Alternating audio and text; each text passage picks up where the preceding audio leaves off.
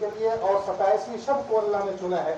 جس طرح قاری صاحب فرما رہے تھے کہ ہو سکتا ہے یہ رات لیلۃ القدر کی رات ہو. لیلۃ القدر کے فضائل آپ علماء سے سنتے اور پڑھتے رہتے ہیں, بہت زیادہ فضائل ہیں. صرف ایک بات عرض کروں گا, اللہ کے پیغمبر کی حدیث ہے, ایک مرتبہ حضور صحابہ کے اندر تشریف فرما تھے. کیا مجلس ہوتی ہوگی, کیا منظر ہوتا ہوگا کہ حضور ہوں گے اور آپ کے سامنے صحابہ بیٹھے ہوں گے اور آقا کی پیاری خوشبو والی باتیں, آپ کی پیاری حدیث صحابہ سنتے ہوں گے اور پھر اس پر عمل کرتے ہوں گے. وہ ایک عجیب منظر ہوگا.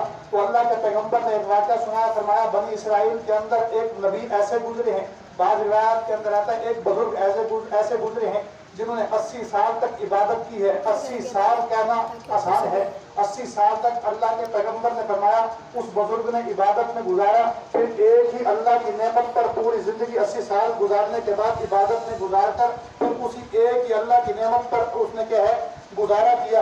فرمایا 80 سال کی عبادت اللہ کو اتنی پسند آئی. تو حضور کے صحابہ فرماتے ہیں اللہ کے پیغمبر وہ 80 سال کی عبادت کرتا گیا, ہم اس عبادت تک تو نہیں پہنچ سکتے کیونکہ ہماری اس امت کی جو اوسطاً عمر ہے وہ 60 سے 70 برس کی عمر ہے. تو ہم 15 سال تو ہماری بلوغت کے لگ جاتے ہیں, جوان ہونے کے لگ جاتے ہیں. ہم 55 سال بھی عبادت کریں تو 80 سال کی عبادت تک تو ہم نہیں پہنچ سکتے.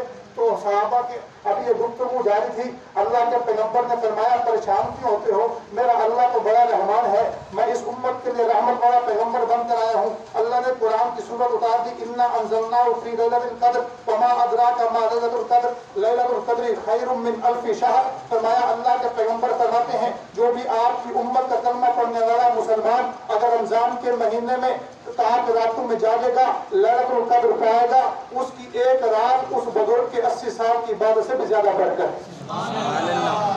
تو اللہ نے یہ اعزاز دیا ہے اس امت کو. کس کو؟ اس امت, میرے ساتھ بولے نا, کس کو؟ اس امت کو, آپ لوگوں کو اللہ کے فضل و کرم سے. تو ہو سکتا ہے آج کی رات بھی لیلۃ القدر کی ہو. دعا فرمائے اللہ ہم سب کو یہ رات نصیب فرمائے. فرمایا جس کو لیلۃ القدر کی رات مل جاتی ہے وہ قیامت کے دن معاشر کے دن رسوائی سے محفوظ رہے گا اور جہنم کے عذاب سے بھی محفوظ رہے گا. سبحان اللہ. تو یہ ختم قرآن کی محفل ہے. کچھ باتیں قرآن کے فضائل مناقب پر بھی عرض کروں گا. دیکھو قرآن ایک ایسا موضوع ہے کہ اس قرآن کی اگر سیرت پر گفتگو کی جائے, قرآن کی عزت قرآن, عظمت قرآن, نام قرآن, مقام قرآن, شان قرآن, فضائل قرآن, حفاظت قرآن, تلاوت قرآن, آداب قرآن, قاری قرآن, حافظ قرآن, حفاظ قرآن, اگر ان موضوع پر بندہ بات کرے, سیرت قرآن, سورت قرآن, ہدایت قرآن, نور قرآن, اگر ان باتوں پر, اگر اس قرآن کے ان تمام موضوعات پر بندہ کسی ایک موضوع کو لے لے, میرا ایمان یہ ہے کہ اللہ مجھے ہزاروں برس کی ہزاروں زندگیاں دے, ہزاروں سال کی ہزاروں زندگیاں ختم ہو جائیں گی, لیکن قرآن کی شان کا حق ادا نہیں ہو سکتا. یہ ایسی بابرکت کتاب ہے, یہ ایسی شان والی کتاب ہے جو اللہ نے اس امت کو عطا فرمائی. اور میرا ایمان ہے اللہ نے قرآن پاک کے اندر خود فرمایا شروع سورہ بقرہ کی پہلی آیات کے اندر, اس قرآن کے اندر کوئی شک نہیں ہے. ذالک الکتاب لا ریب فیہ, اس قرآن میں کسی قسم کا کوئی شک نہیں ہے. اور جو بے ایمان اس قرآن کے اندر شک کرے گا اس کا ایمان بھی نہیں ہے, وہ مسلمان ہی نہیں ہے. کبھی مسلمان اور مومن قرآن کے اندر شک نہیں کر سکتا, اس لیے کہ یہ قرآن جس اللہ نے جس ذات نے نازل کیا اس کا نام کیا ہے؟ اللہ. جس ذات نے نازل کیا اس کا نام کیا ہے؟ اللہ. اور جو فرشتہ لیتا ہے جبرائیل امین, اللہ کی ذات میں کسی قسم کا کوئی شک نہیں ہے.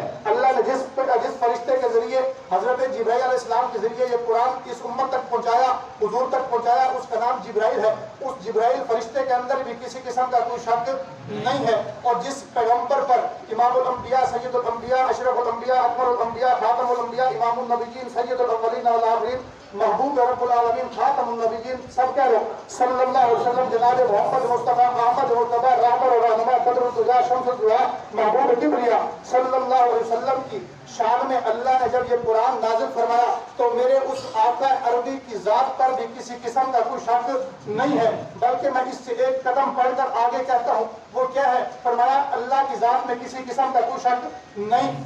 जिब्राइल फरिश्ते पर किसी किस्म का कोई शक नहीं, और जिस जात पर ये नाज़िल हुआ उस मोहम्मद रसूलुल्लाह की जात पर भी किसी किस्म का कोई शक नहीं। फिर इससे बढ़कर बात को तवज्जो सुनना, ये मेरा ईमान और अकीदा है, तमाम मुसलमानों का ये अकीदा है।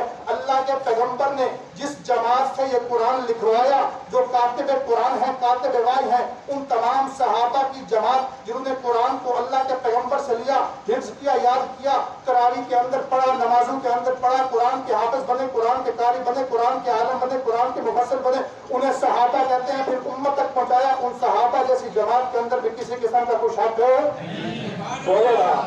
किसी किस्म का शक नहीं है।